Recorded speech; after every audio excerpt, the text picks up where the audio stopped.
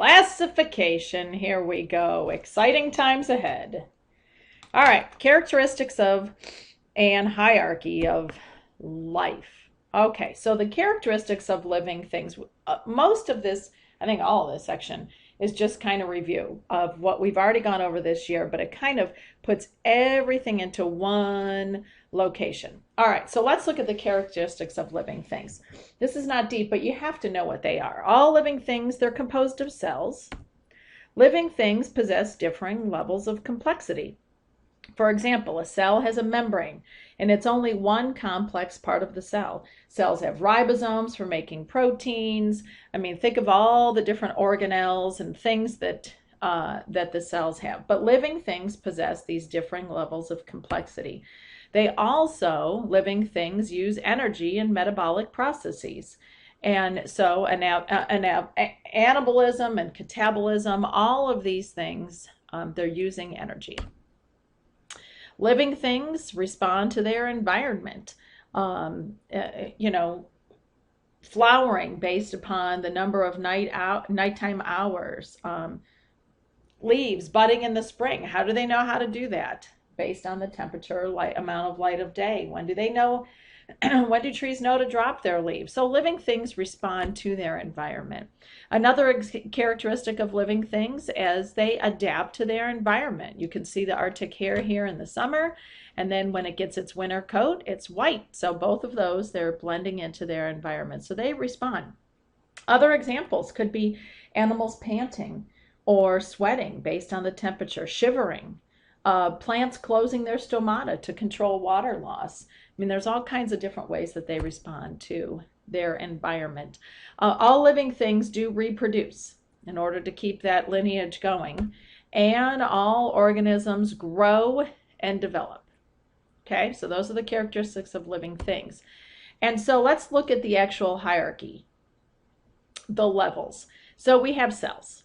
This is the basic unit of life. We can either have prokaryotic or we can have eukaryotic cells. Remember, prokaryotic, no nuclear membrane. There's no formal nucleus. It has DNA, but it does not have a nuclear envelope, so it's not enclosed in a membrane. Eukaryotic cells have not only have a nucleus, but they also have other organelles. And there's the plant cell.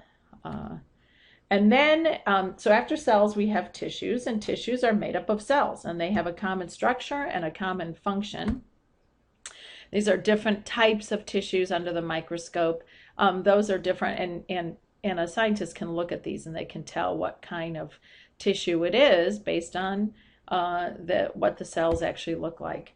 Then the next level, so we have cells, tissues, organs, and obviously the brain is an organ. This is a functional structure with similar tissues that are working together. So tissues are made up of cells all working together. Organs are made up of tissues all working together. That's what the actual brain looks like. All right, then the next level is organ system. So we put all those organs together, and you can see the individual organs, the stomach. I mean, all of these, the stomach, the small intestine. You have the cecum. You have your colon, your large intestine, and so you can see all of those different parts together collectively. That would make up the digestive system. Then we have the organism level. This is where all the organ systems are working together, and they create some sort of multicellular organism. Then, of course, population, same species, same place, same time, and reproducing. Community is a group of interacting populations that are in the same area at the same time. So different populations together and in the same place at the same time. Your ecosystem, now we're including the abiotic factors. So we have biotic and abiotic factors. And our biosphere, this is the entire part of the planet that can support life. Bio is life, sphere, round, circle. So this is everything that supports life. All right, now moving on to our taxonomy, the levels of taxonomy. Of course, Carolus Linnaeus, this is our father of taxonomy. And of course, we know that taxonomy is the science of species classification. And originally, Carolus Linnaeus had two: plant, animal, kingdom Plantae, kingdom Animalia. But his system we still use. We've gotten more complex than plant and animal, but his binomial nomenclature system, we still use this. It's a two-name naming system. And again, let's just refresh. This first part of the name is the genus. The second part is the species.